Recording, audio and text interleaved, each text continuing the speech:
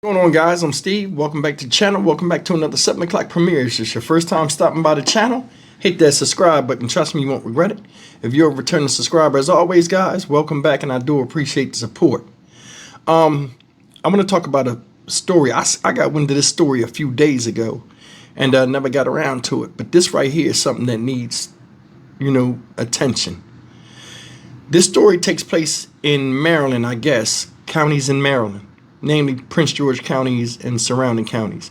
And this is a story about a group of teens. I think there are 4 of them. One of them they already identified as 16 years old.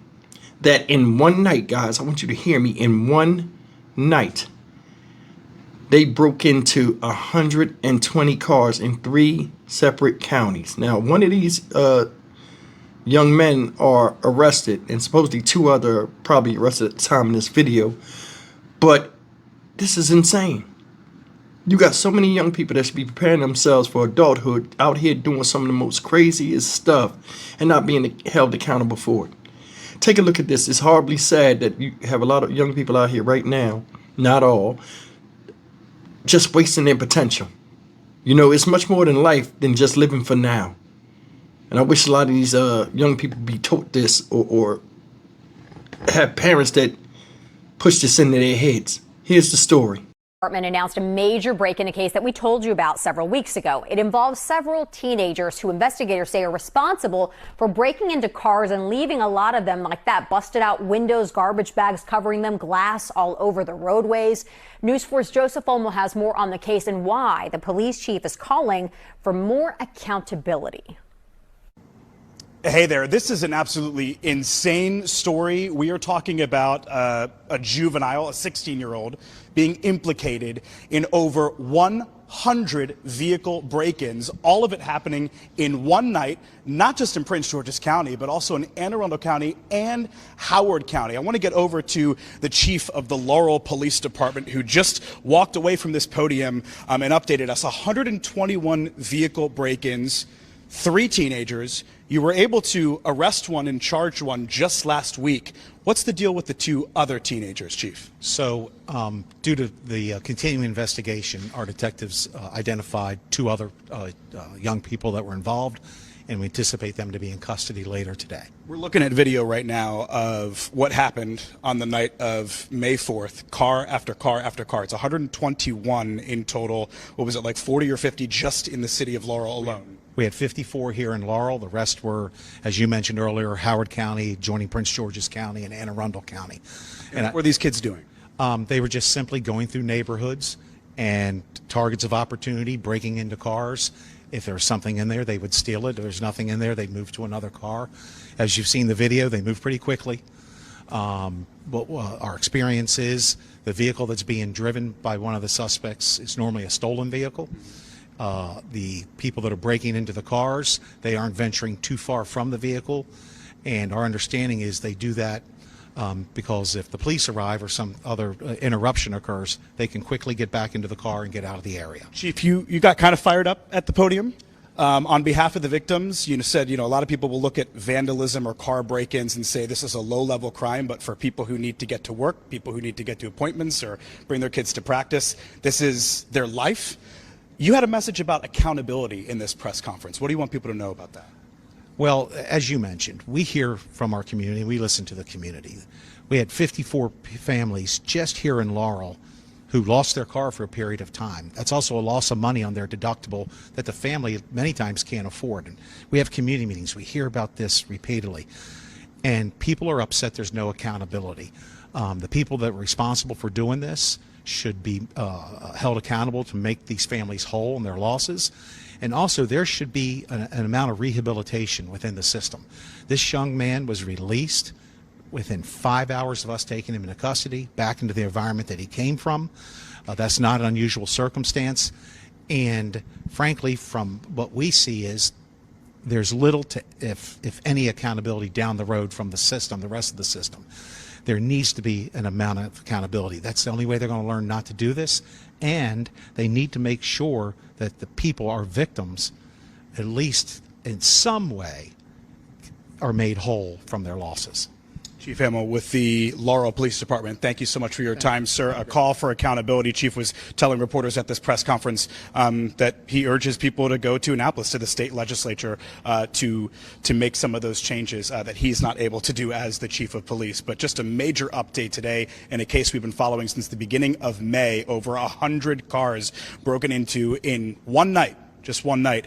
One teenager, a 16-year-old, charged, and we heard from the chief here that 2 more are supposedly going to be arrested and charged today.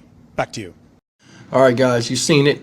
The officer made a lot of sense with what he said, and it's a lot of stuff that people don't, that these kids out here doing this type of stuff don't even think about. Here you got over what? They said 122 vehicles, 121 vehicles. 121 vehicles with broken windows that have to get fixed. 121 vehicles where people had to miss work because they had to fix the mistakes that these kids made. 121 people or vehicles where people had to spend $200-300 to get a damn window fixed and didn't have the money. A lot of people don't have the money for that. So that's the thing. Everybody nowadays, with the inflation and the way prices are, people don't have $200 or $300 a lot of times to just throw away on a whim. You know what I'm saying? These kids out late at night doing this shit, almost like a racket. Don't know what they was looking for, but it was worth them risking their time and freedom for it. They said, just like in Maryland, hey, they get arrested. The officer said, no accountability. They release them. It's crazy. That is crazy. How do they learn anything? How does anybody learn anything? I've never seen, I don't know who came up with that idea that we'll just catch them and then release them, where like the fear of being caught and put in handcuffs has some type of psychological mindset to where it's going to make children say, I don't want to be in handcuffs no more, or have them be fearful. It's not. If anything, it's enhancing their street cred. You got a lot of kids like these ones right here running around like in packs just doing stuff to people. Been happening and continues to happen. And all of these great thinkers and bright minds and fighters of crime and those politicians, you don't think they would say, hey, you know what? Enough is enough of this shit. People are dying. Listen, one crime where somebody lost their life, a regular taxpayer like you and I gets innocently killed from a random group of teenagers, whether it's in Maryland or anywhere else, needs national attention. You got a bunch of kids out here right now roaming the streets in the middle of the night, insensitive. Parents don't know where they at. Parents ain't even caring about them, because a lot of times the parents that have them is young and still trying to live their life, while these children raise themselves and a lot of them turn to the streets. It's a damn shame. Then we wonder why I got so many uncaring, savage, feral-minded young people running around here. A lot of times they're not even born in conditions or put in conditions where they can even succeed, because the parents just had them and that's it. It's a mentality out here that a lot of parents have, to where kids are supposed to be born with common sense. Just like antelope or something, they get on their feet and just run with the herd and expect them to know something. Look at some of the stories I do, y'all. Babies are getting killed for crying, abused, beat up, just for being humans. It can cost you your life at a young age. You're supposed to know everything. That's the equivalent of somebody putting a Rubik's Cube in front of your face as a baby and telling you to solve it. And if you don't, death be the penalty. This is what we living with now. Ain't no damn way you got 4 teenage boys running the streets and the parents don't know where they at. Were they siblings? What is this? So let me tell you something. When people, a lot of bad kids, they gravitate to other bad kids. When I was a younger parent, I had a son that gravitate to goofball shit like that. I tried everything I could to get him to turn around. Around me, he was fine. But around his mom, different person. Gravitating to dumb shit. He had order over here. He got to where he's old enough to decide for himself. He said he didn't want to be in no more. He went home with his mom. And things happen the way they happen.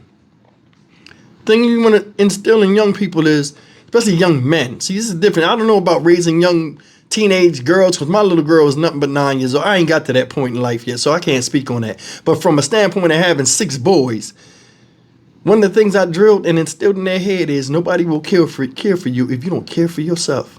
Nobody will respect you if you don't outwardly show that you respect yourself.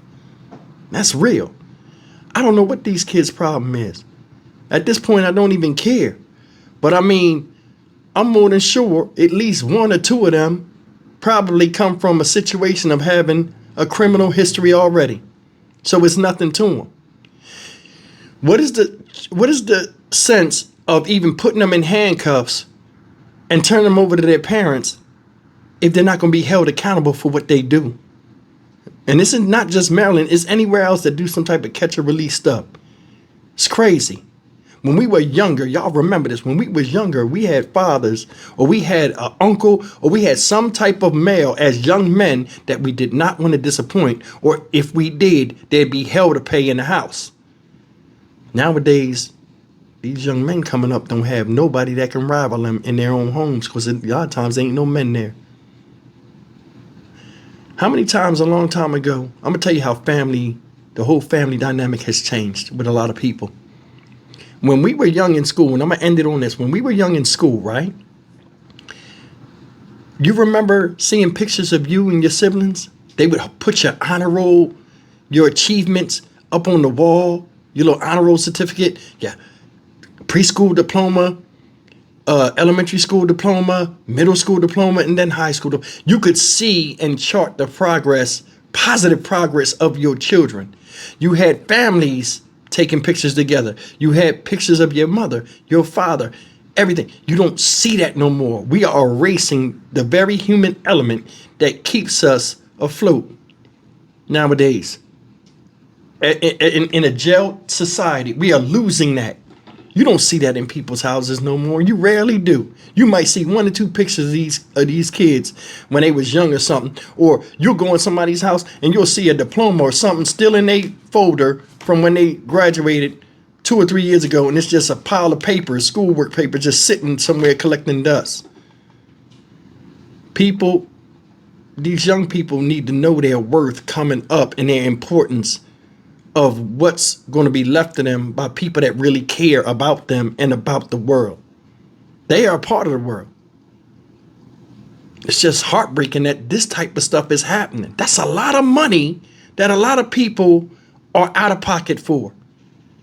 And then you got parents that sit there, and a lot of times when they get older and get caught doing what they do, refuse to take responsibility for it. How messed up is that? I'm Stock Market Steve for the Dynamic Reason channel. As always, like, comment, share, and subscribe. I usually go off on stuff like this, but I mean, sometimes, damn, enough is enough. It's absolutely heartbreaking. It is. See you in the next video. Take care.